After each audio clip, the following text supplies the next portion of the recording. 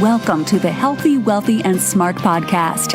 Each week, we interview the best and brightest in physical therapy, wellness, and entrepreneurship. We give you cutting-edge information you need to live your best life, healthy, wealthy, and smart. The information in this podcast is for entertainment purposes only and should not be used as personalized medical advice. And now, here's your host, Dr. Karen Litzy. Hey everybody, welcome back to the podcast. I am your host, Karen Litzy, and today I am honored and excited to have on the program Dr. Justin Moore. He is the CEO of the American Physical Therapy Association. He is a physical therapist and a veteran of both the profession and the association with more than 20 years experience. He has been with APTA for 18 years and has held numerous positions, including Executive Vice President of Public Affairs, leading the Public Policy Agenda and Payment and Communications Departments, leading its federal and state affairs advocacy departments, and serving as the association's lead lobbyist on Capitol Hill. Moore also previously oversaw APTA's practice and research departments. He has been honored for his contributions to physical therapy and public policy by receiving the R. Charles Harker Policymaker Award from the APTA's Health Policy and Administration section and the Distinguished Service Award from the APTA's Academy of Pediatric Physical Therapy. In addition, Moore has written, presented, and lectured on health policy, payment, and government affairs issues to a variety of healthcare and business groups across the country. And he is also just a class act.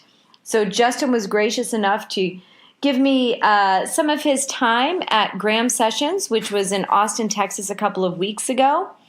And we talk about in this episode how the APTA strives to provide an inclusive experience as a macro organization, what Justin would change about the APTA APTA's role in the World Confederation for Physical Therapy, and Justin's biggest takeaways from the Graham Sessions, plus a lot more. So a huge thanks to Justin and to the team over at the APTA for making this happen.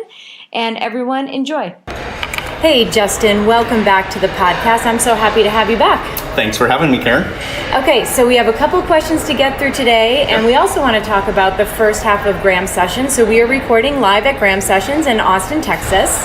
And I've got a couple of questions for you, and then we'll talk about your big takeaways from the morning session here at Graham Sessions. So, first thing is, and this will probably be addressed at Graham Sessions tomorrow, but what is the APTA doing, the American Physical Therapy Association, doing to address the current needs of physical therapists, physical therapist assistants, and students to ensure their membership is quote-unquote worth it? Mm-hmm. Yeah, it's a great question, and it's a question I get often, and unfortunately don't have always a great answer because it is such a personal and passionate issue of how do you find value inside this community of APTA. And as you know, value has two meanings: an economic meaning of do you get a return in your investment? And so we look at the physical therapist and the physical therapist assistant of investing in APTA, and do they get a return in that? So there's an economic part of this question, but there's also a principle part. Do you value APTA?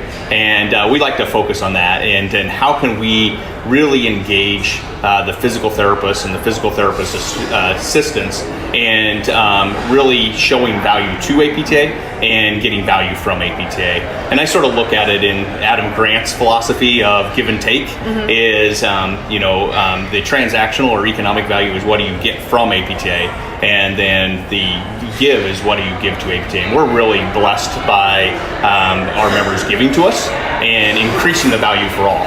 And I think the value, at the end of the day, the take-home value that PTs get from APTA is we're unabashedly aggressive about increasing the opportunities for physical therapists. So if you believe in that mission and that value, how do we continue to connect you to your colleagues? How do we continue to build a community that's going to make this career you've chosen make a difference in people's lives, but also return a fulfilling career to you, and so get that return on investment and that value. So the second thing, or another thing I'll just tell you, is our board of directors has been really aggressively look, how do we continue to be relevant to the next generation of clinicians? And we know healthcare's changing, we know business is changing, and we have to get better at being relevant at the point of care. We have to get better at promoting the value of our profession, and we have to get better at connecting our experts. And right now, I think that's what our strategic planning process is about, is how do we become more relevant to those individual clinicians and professionals. And I think that's difficult from a couple of standpoints. One, and I'll probably talk a little bit about this tomorrow, is that APTA is obviously a macro organization. There's 101,000 members.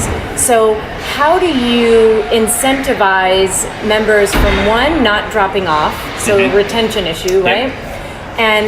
And two, how do you attract them in to have that feel of more of a micro organization, right? Because it's all about the details and it's all about incentives. Right. So how can the APTA take, which is a very large organization, and it needs to be that way. It can't be small. So how do you give a macro organization a micro feel? Yeah, absolutely. It's our greatest challenge. Yeah. And I think, one of the things that's very good about APTA is we interact with probably 95% of potential members in a 5-year period. So we have 80% market share of students, 30% market share of practicing professionals, about a little less than 10% of physical therapist assistants. So we do engage with almost our entire community over a 5-year period, but we have to return value in the short term to keep them a member. Right. And the greatest challenge is how do you let this very diverse clinical community, how do you build a spirit and harness a power of inclusion so people can find their people, so they can find their community inside this large network of professionals. Yeah. And sometimes APTA has been too complex, too fragmented, and too divisive to achieve that objective. And so we have to look at those themes on a pretty regular basis, is how do we become more inclusive, and so how do we help people find their people, their network of individuals, because they're going to get great value in that. If they're going to be a better private practitioner, if they're going to be a better pro bono clinic operator, if they can connect to their people, that's going to return value. How do we reduce the fragmentation? We all are committed to promoting the value of PT. Well, if we're talking about the value of a certain part of PT, or we're constantly competing inside the PT world, it really dilutes our impact. For sure. And we know that from data is we're a pretty fragmented community. Yeah. And so we got to reduce that fragmentation and build unity. And then we just, at the end of the day, have to really be better at working together, more unified.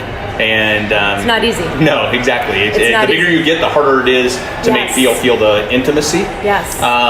We had a consultant work with APTA's board one time, and he put up a matrix that said you can be 3 of the 4 things in the quadrant, but you can't be the 2 things that are across from each other. And the 2 things across from each other in that matrix were intimacy and strategic. And so to be a strategic organization, can you still be intimate in a association of one where you address every need, every want? And we have to figure out, we're going to be a complex organization, but we have to figure out how to give an intimate experience, but be strategic in that intimate experience. Yeah, and it's a challenge, it's a challenge for a large organization, but it's good to hear that that's on the minds of the people at APTA. Yeah, I think we've realized that we've fallen short at times of really being able to connect people, really giving people a sense of inclusion. Even if we've tried to be inclusive, if it is not conveying that to the end user or member, and they don't feel included, we're missing the mark. Yeah, because one thing it's not about is the money. Correct.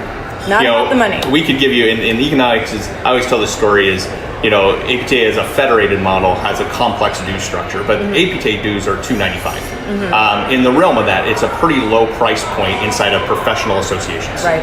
If you compare us to other medical associations, other nursing professions, it's a pretty low price point. We probably return economic value or transactional value to the member and show that value pretty well. But if they don't value their experience, it doesn't matter what the price point is. Yeah. And so that's what we really have to work to achieve. Yeah, not easy. I look forward to seeing what comes out in the next couple of years there. Okay, moving on.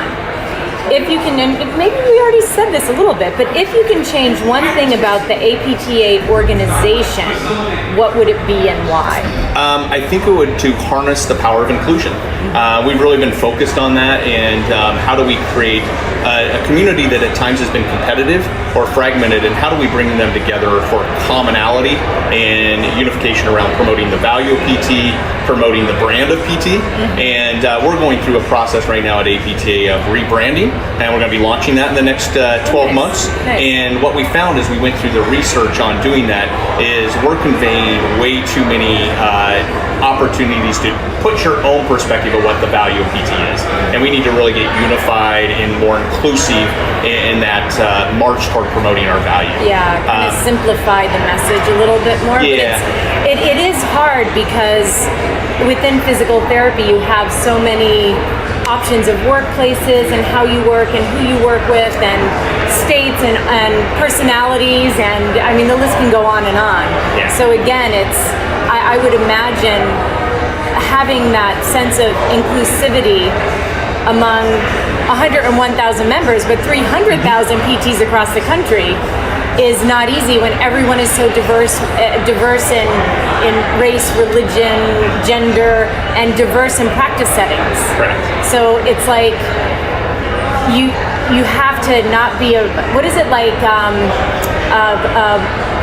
trying to do everything but a master of none? What is that statement? Yeah, if you're trying to do everything, you're actually doing nothing. Yeah. So a lot of ways that's been framed, but that's sort of I think that's sort of been a challenge for APTA. Yeah. It tried to be all things to all people, and sort of was at times maybe a little bit mediocre or everything. Right. Yes, so yeah. it's so we really have to do that, and I think the common theme is we've done some analysis both on the data side and then actually social listening, and two themes come out about the PT community is we're pretty divisive. So, and you guys see this, is people like to tear other people down, or can say that they're better at a certain thing than others. And so if we could get away from that divisiveness and correct that, that would be great. And because if an outsider was looking at our dialogues, it would not be a positive experience. I've had a patient tell me, like, boy, you guys really don't get along. I've seen some conversations on social media, and I was, first of all, shocked that a patient would actually bring that up. So people are looking. Correct. And they're reading. We've had outside consultants that have looked at this, and they said they can't believe two things: how some of our active members tear us down. And so these are people who have already made a decision to join us, but yet like to tear down the organization. And then what we found is when we were out looking at research on our next strategic plan and looking at net promoter scores, our highest distractor group was some of our longest serving members. And essentially we figured out we're not engaging their expertise well enough. And so that was sort of a wake-up call for us. Instead of saying, oh, why are former leaders tearing us down? We said, wait a minute, they're feeling lost. They're feeling not included. They've given a lot of time to this association, and now they feel like they've been dropped off a cliff. Right. And so how do we give them a parachute? How do we give them a glider? What can we do to keep them in the spirit of inclusion? Well, and I think that's great because, in some conversations I had yesterday, someone brought up something that was really great, and it was that the APTA has 101,000 quote-unquote experts. So they're not, the organization's not the expert. They're the facilitators of all these experts that they have at their fingertips. And just think how much the organization can do by being a stellar facilitator of all those experts. And I think that's kind of what you just said. APTA is a vehicle. We don't practice. We don't do research. Right. We don't do. We do a little bit of education. It's one area we do a little bit through professional development, but we can be a vehicle where our educators can educate, our researchers can publish, our researchers can have access to funding, and our practitioners can get better. So we have to really leverage our role as convener, our role as networker, and as a funder. The very basic principle of association is people come together for collective success. So they give us dues to put into a collective operation for PR, for advocacy, for all those things, and we got to get better at that spirit of inclusion. Yeah, perfect. All right, next question. So the World Confederation of PT conference is coming up in a few months in Geneva in May. So how is the APTA improving its outreach and involvement in the international world of physical therapy? Are you going to be in Geneva? I am. Yeah, so I am. It's a big priority for APTA to be an international partner and contributor to global PT. And so WPT is one part of that. It's not our inclusive effort, but APTA has a long history of involvement with WCPT, including being one of the 8 founding countries, and including having at least a couple presidents, I believe. So most recently, Marilyn Moffa was president of the WCPT. So we have a long-standing commitment and contribution to WCPT. And the conference in Geneva will be a great community of international leaders where we can go and be in a posture of learning. So a lot of times it's not, we go and have a delegation at WCPT, but we're really going to interact with our colleagues in Australia and the UK and the Netherlands and really learn from their successes and how we can apply those back here. I think this morning at the Graham sessions when you heard T.R. Reid, and it's a great book, I highly recommend it, but he went around and experienced healthcare in different countries. That's sort of what we do at WCPT. We go and we talk to the Netherlands of how did they stand up their registry? How did the UK be frontline in primary care? How did Australia get this great expertise in sports and orthopedics and manual therapy?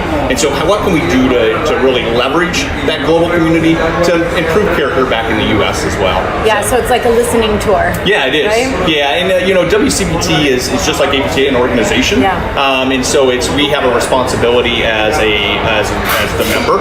It's an interesting, WCPT doesn't have members that are individual physical therapists. Their membership is the organizations that comprise of the countries.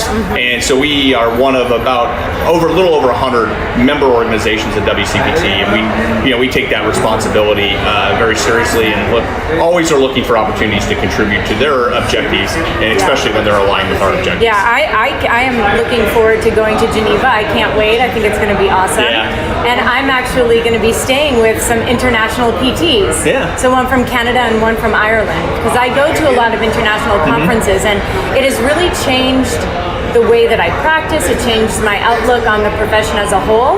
And what you find when you talk to therapists from different countries is we're not all that different. The way we practice, the challenges that we all have in these different countries are very similar. And I found that to be very eye-opening.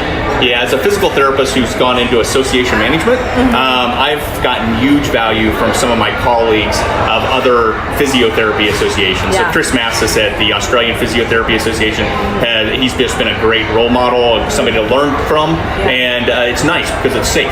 Yeah. We're not competitors. Yeah. He's got his lane, I got my lane, and he's been a great resource. Mike Brennan, who is at the Canadian Association a few years ago, has been a great reference and resource, and I've just been able to observe a lot of these international CEOs and how they conduct their business, and it's been a great learning opportunity for me as well. It's great. A little different clinic than the practitioners. But, but it's the parallels are there. In the APTA, we're as clinicians trying to learn from each other, and as heads of organizations, you're trying to learn from each other. Yeah, it's one of the strongest things is the opportunity to interact with those other CEOs. Yeah, it's cool.